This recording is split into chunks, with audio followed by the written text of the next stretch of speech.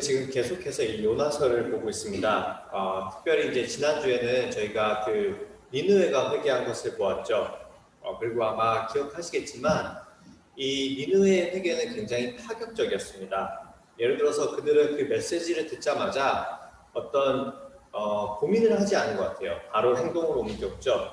그리고 그것도 어떤 특정한 그룹만 그런 게 아니라 어떤 뭐 왕만 그런 게 아니라 왕부터 백성까지 시작해서 모두가 다 막 베옷을 입고 금식하면서 심지어 물까지도 마시지 않았습니다. 그런데 이제 이 니느웨의 회개를 보면서 저한테 이제 좀 눈에 띄었던 장면은 무엇이었냐면은 이게 사람만 그런 게 아니라 이들이 동물까지도 금식을 시켰다는 것입니다. 자세히 보면은 양떼나 소떼도 그랬다고 나와 있죠. 좀 의아할 수도 있을 것 같습니다. 그렇죠? 애니멀 어뷰스도 아니고 동물들이 지은 죄가 뭐가 있다고 동물들까지 금식을 시키는지, 거기에 이제 물까지 주지 않았다고 했는데 그럼 동물들은 죽을 것 아니에요. 잠시만요. 어쩌면 제가 생각했을 때 이것은 그동안 그 니느웨 백성들이 자신들이 잘못한 것에 대한 대가를 치르는 거죠. 막 남의 것을 착취했을 거 아니에요. 전쟁에 가서 약탈을 하고, 그러니까 그런 것에 대한 어떤 실질적인 반성입니다. 우리는 회개할 때 주로 우리들은 말만 하는데 잘못했다고, 이들은 지금 어떤 탄저벌한 대가를 치르고 있는 거죠. 따라서 이들의 회개는 꽤나 진실돼 보입니다. 물론 그들이 이 요나서 3장을 보면 하나님을 섬겼다, 앞으로 하나님만을 경배할 것이라고 이렇게 고백하는 장면은 나와 있지 않습니다. 그러나 적어도 하나님 보시기에 이들의 회개는 합당했고, 그렇게 하나님은 이 말씀하신 재앙을 이들에게 내리시지 않습니다.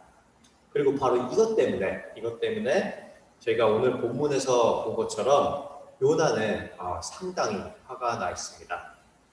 실제로 한국어 성경에는 이 요나가 매우 싫어하고 성내멸하고 나와 있는데, 이 번역이 조금 아쉬울 수 있는 게요. 원문을 보면요, 이게 그 요나가 이게 뭔가 마음에 안 들어서 이게 마음에 안 든다라고 싫어한 정도가 아니라요.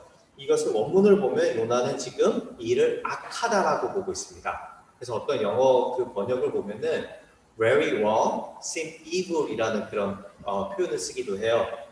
그러니까 요나에게 있어서는요, 그 지금 하나님이 하신 일이 자기 마음에 안 들어서 싫어하는 수준이 아니라 아주 악하고 잘못된 일이라고 보는 거죠.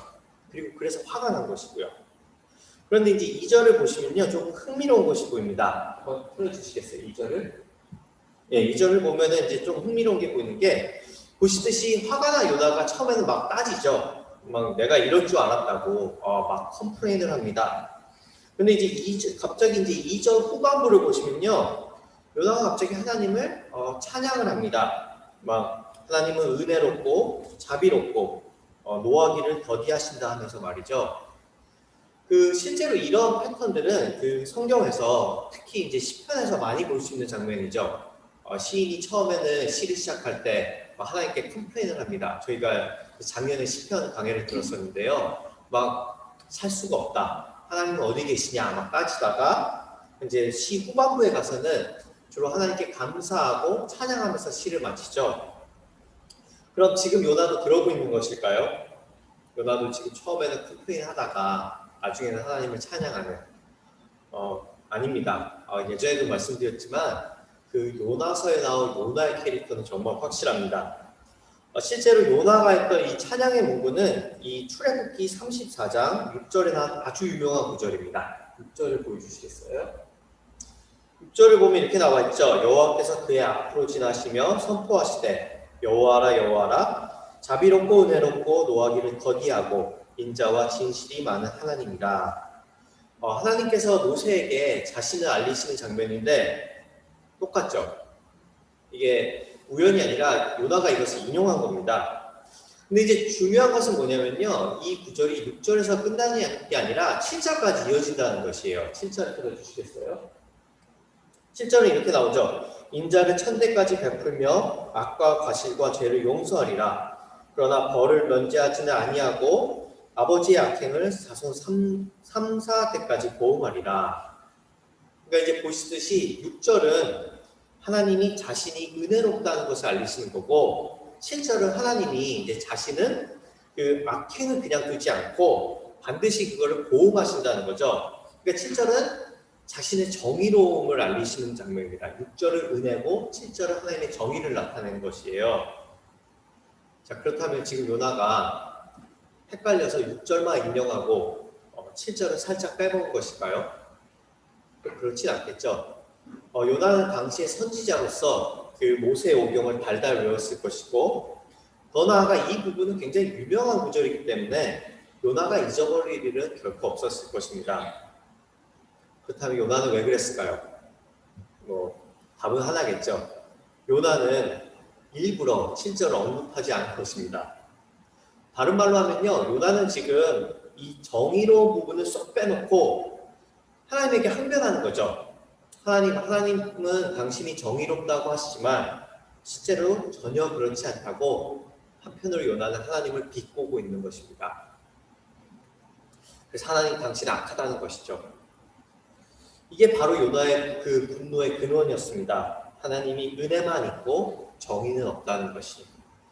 근데 이것은 우리가 아는 대로 굉장히 모순된 이야기죠. 왜냐하면 만일 하나님이 진짜 요나가 바라는 대로 은혜가 없으시고 정의만 있으셨다면 요나는 어떻게 되었을까요?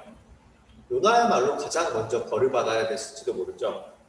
우리가 지금까지 보았듯이 요나의 그 불순종의 끝이 없습니다. 자, 이런 요나 같은 인간의 이런 이중적 잣대를 두고요. 그 프란시스 셰퍼 박사는 이렇게 날카롭게 경고했습니다. 제가 읽어드릴게요.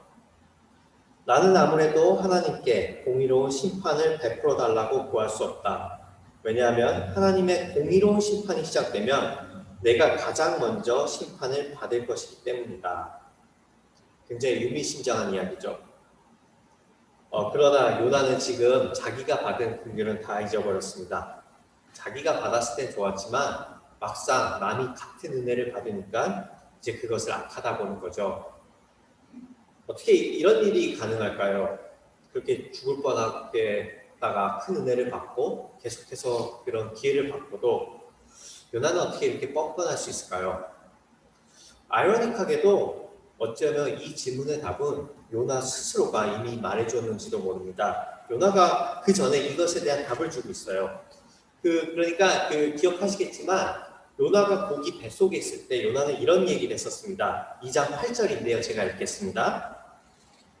거짓되고 헛된 것을 숭상하는 모든 자는 자기에게 베푸신 은혜를 버렸사오나.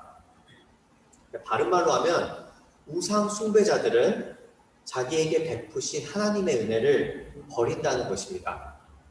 근데 지금 누가 그러고 있죠? 딱 요나가 그러고 있죠.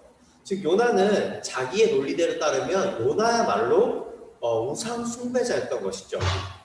물론 그는 이방인같이 어떤 신상이나 그런 것을 섬기진 않았습니다. 그러나 어쩌면 더 위험하게도 요나는 진짜 하나님이 아니라 자기가 그려놓은, 특별히 요나에게 있어서는 자기와 내 백성 이스라엘만 사랑하는 그런 가짜 하나님을 섬기고 있었던 것이죠. 그런데 이제 자기가 믿던 그 가짜 하나님이 아니라 온 세상을 사랑하고 온 세상을 다스리는 하나님이 나타나니까 요나는 그가 받은 은혜를 잊어버리고 차라리 죽겠다며 분노합니다. 다른 말로 하면요, 그냥 죽겠다는 게 아니라요, 하나님 당신과는 같은 세상에서 살기 싫다라는 거죠. 하나님 그처럼 싫다는 것입니다. 어쩌면 이런 요나의 모습은 어쩌면 우리의 모습과 비슷할 것 같기도 합니다. 우리 역시도 우리가 그려놓은 그런 어떤 하나님의 모습이 있기 때문이죠. 하나님은 이러셔야 되고 하나님은 저러셔야 되고, 그래서 그 하나님이 내 생각처럼 움직여주지 않을 때, 하나님이 예측이 불가능할 때 우리는 종종 분노하기도 합니다. 예를 들어 볼까요? 그 요나에게 있어서 우상은 자기 이스라엘 민족이었죠. 그런데 이 우상을 하나님이 도와주지 않자, 아니 더 엄밀히 말하면 이 우상을 하나님이 건드리기 시작하자 요나는 화가 났습니다. 그리고 은혜를 잊어버렸고요. 저는 우리도 비슷하다고 생각이 됩니다. 제가 이 설교를 준비하면서 제 입장에서 봤을 때 제 예를 들어본다면요. 만일에 지지난주에 저희가 타운홀을 하면서 그의 비전에 대해서 이야기를 했었잖아요.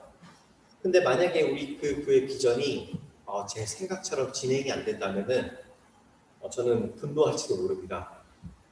진짜 잘해보겠다는데 저 나름 진실되었는데 그게 잘 안 되면은 저는 하나님 앞에 분노할 수 있을 것 같아요. 왜 이렇게 도와주시지 않나. 적어도 제가 보기에는 정말 아닌 교회들도 잘 되고 있는데 우리는 왜 이 모양 이 꼴일까 하고 저는 분노할 것 같습니다. 그리고 그렇게 분노할 때 저는 아마 제가 우리 교회 어떻게 돌았는지 하나님께서 우리 성도님들을 통해서 저에게 어떤 은혜를 베풀었는지 그런 것들을 전부 다 잊어버리겠죠. 그럴 때 제 목회는 제 우상이 되어버릴 것입니다. 아마 성도님들에게도 저만 나쁠 수는 없잖아요. 그렇죠? 이런 우상 같은 무언가가 있을 거라 생각이 됩니다. 뜻대로 되지 않으면 엄청 분노할 수 있는. 그리고 그 우상들은 대부분 좋은 것이겠죠. 그렇죠? 대부분 내가 가장 자랑할 수 있는, 내가 나임을 가장 증명할 수 있는 것이 내 우상이 될 확률이 높죠.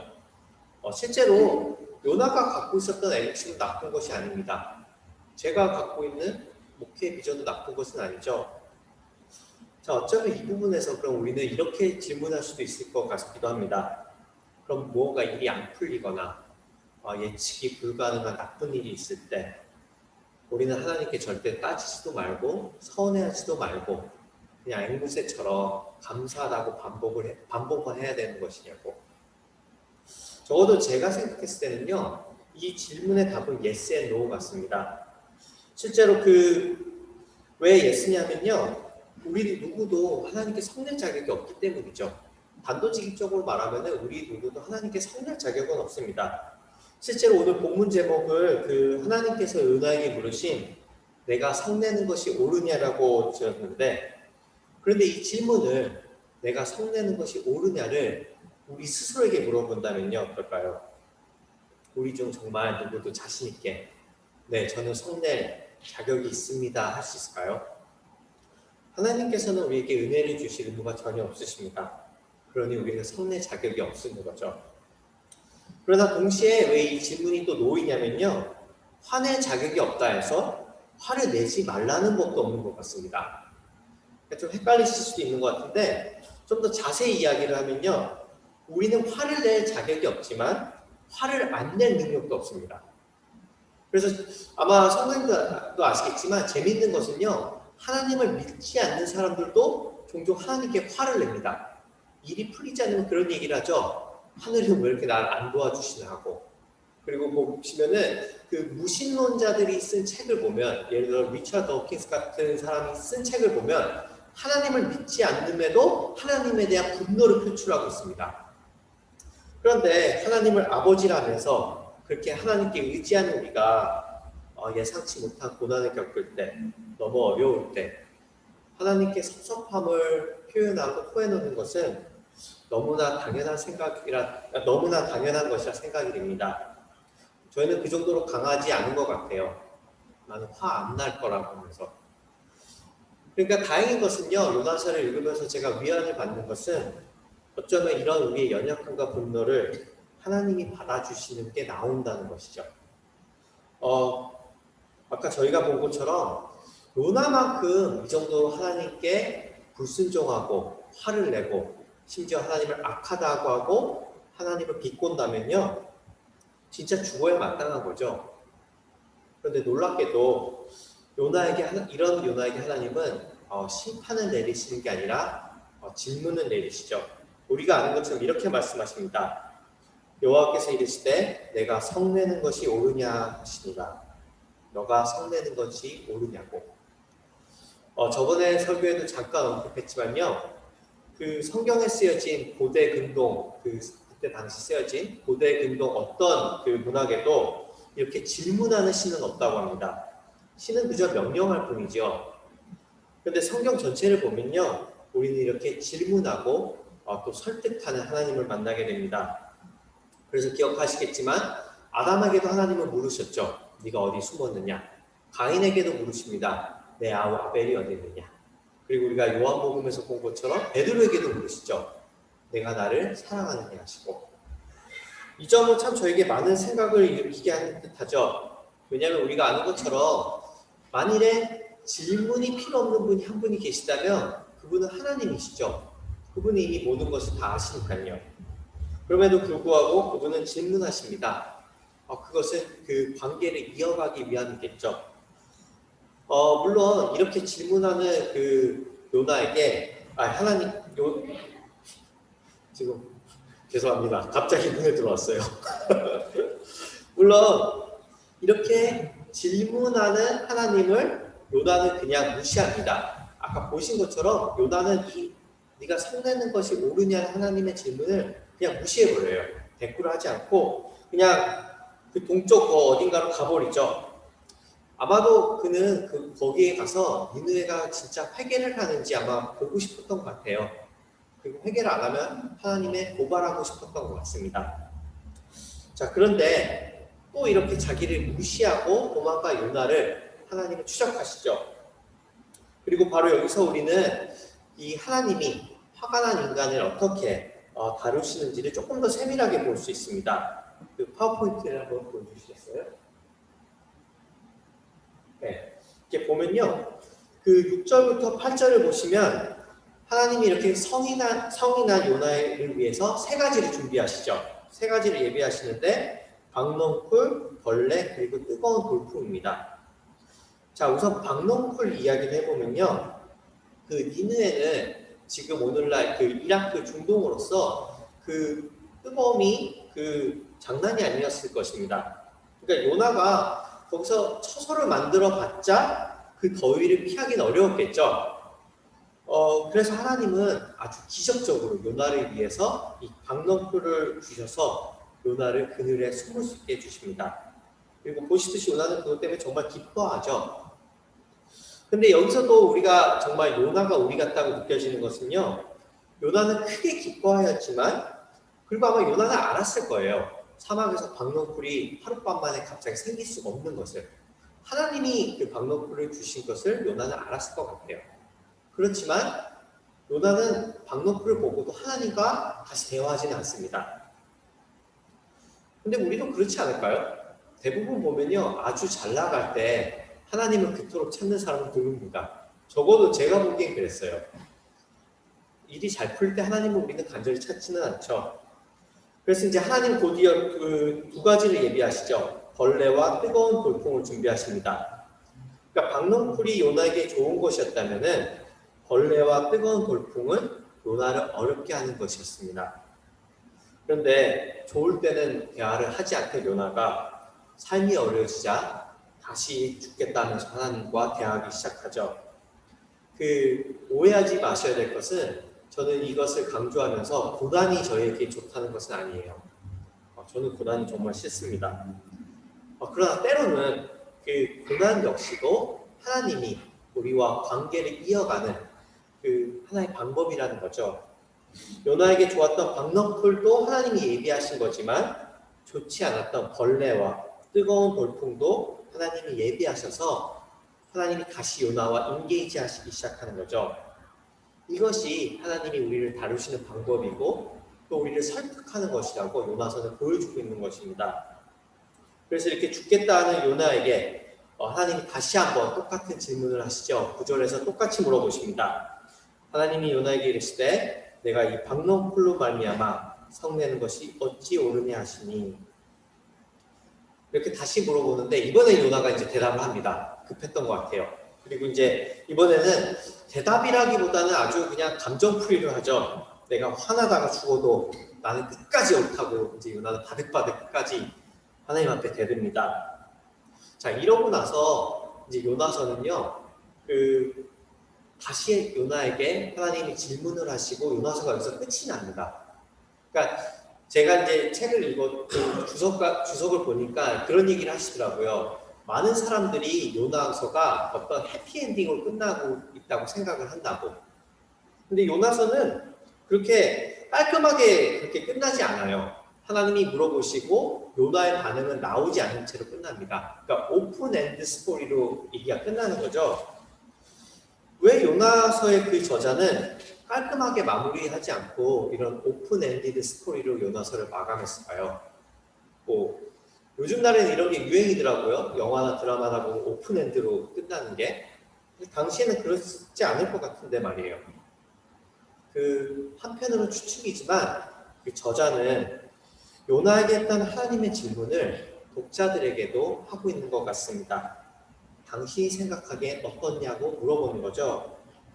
그러니까 재밌는 것은 하나님은 끝까지 아주 끝까지도 화내는 요나에게 벌하지 않습니다. 심지어는요, 그 요나에게 화를 내지 말라고도 않으시죠. 그냥 너가 화를 내는 게 옳으냐 물으시고 그렇게 요나를 생각하게 하시고 요나를 설득하시는 거죠. 자, 그럼 우리가 독자들의 입장에서 이것을 어떻게 받아들여요? 아까 언급한 것처럼 우리 중 누구도 내가 성내는 것이 옳으냐 할 때 내라고 대답할 수 있는 사람이 있을까요? 요나도 결국 틀린 거였잖아요. 성내는 것이 옳다고 했을 때. 실제로 이 질문에 내가 성내는 것이 옳으냐 했을 때 내라고 대답할 수 있는 사람은 아무도 없을 것입니다. 단 한 사람 빼고요. 바로 그리스도시죠. 그분은 우리가 아는 것처럼 아무런 잘못이 없으신데도 또 모든 일에 순종하셨지만 철저히 버림받고 죽임을 당하셨죠. 그래서 그분이야말로 내가 성내는 것이 옳으냐는 질문에 내라고 대답할 수 있는 자격이 있습니다. 그럼에도 불구하고 그분은 성내시지 않으시죠. 실제로요, 예수님의 십자가 사건을 생각해 보시면요, 그 십자가 사건으로 돌아가 보시면은 거기에 있는 모든 등장인물들은 실제로 분노하고 있습니다. 예수님의 십자가 사건을 곰곰이 생각해 보시면은 거기에 등장하는 모든 인물은 분노하고 있어요. 예를 들어서 예수님의 십자가 처형을 보던 많은 군중들은 분노하고 있었죠. 어쩌면 그들은 자신들을 로마로부터 구해줄 거라 믿었던 예수님이 자신들의 기대에 부응하지 않자 분노했을 수도 있습니다. 자신들의 뜻대로 하나님이 움직여주지 않자 분노한 거죠. 그리고 우리가 잘 알듯이 서기관들과 바리새인들도 분노합니다. 예수님이 자신들의 갖고 있던 어떤 그런 권위와 그 자리를 위협하자 분노하죠. 그리고 빌라도도 분노하고 있습니다. 빌라도는 이 일에 껴들고 싶지 않은데 유대인들이 자꾸 귀찮게 해서 자기가 이 십자가 사건에 끼어들게 하자 분노하죠. 그리고 끝으로 아마 이 분노가 가장 큰 분노였을 것 같은데요. 예수님을 바라보던 예수님의 어머니와 예수님의 제자들도 분노했을 것입니다. 자기가 그토록 사랑하는 아들이 눈앞에서 끔찍한 고통을 당하고 있는데 아무것도 해줄 수 없는 현실 속에서 아마 어머니 마리아는 굉장히 분통하고 있었겠죠. 실제로 우리가 이런 분노에 공감할 수 있을 것 같습니다. 그런데 오직 가장 분노해야 할 예수님만 분노하지 않고 계십니다. 그분은 도리어 이런 사람들의 모든 분노와 또 죄를 향한 하나님의 진노를 다 받아들이시죠. 그리고 예수님은 그렇게 얘기하십니다. 저들을 용서해달라고. 저들은 자기가 하는 것을 알지 못한다고 말이죠. 요지는 이것입니다. 우리들의 분노를 우리가 그리스도께 갖고 나와야 한다는 것이죠. 그분은 우리의 분노가 어떤 모양이든 그 모든 분노와 울분을 감당하셨고 앞으로도 감당하실 것입니다. 물론 이것은 우리가 분노했을 때 그냥 화가 생기면 그냥 기도만 하라는 것은 저는 아닙니다.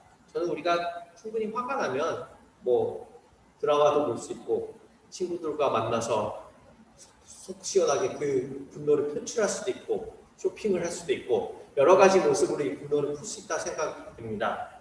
실제로 인간이라면 이런 것을 해야겠죠. 오히려 화가 났을 때 기도만 하는 분들이 저는 더 무섭다고 생각이 듭니다. 그러나 그것들이 우리 안에 있는 이런 깊은 분노를, 잠재되어 있는 분노를 완전히 해결해 주지 못하는 것은 우리가 또 너무나 잘 아는 바겠죠. 그러니 그리스도께 그 분노를 갖고 나오십시오. 내가 성내는 것이 옳으냐고 물으시는 하나님과 대화하시길 바랍니다. 그럴 때 우리는 요나를 질문으로 설득하시고 또 여러 가지를 예배하셔서 요나를 끝까지 붙잡으셨던 하나님의 은혜를 만나게 될 것입니다. 네, 다시 기도하겠습니다.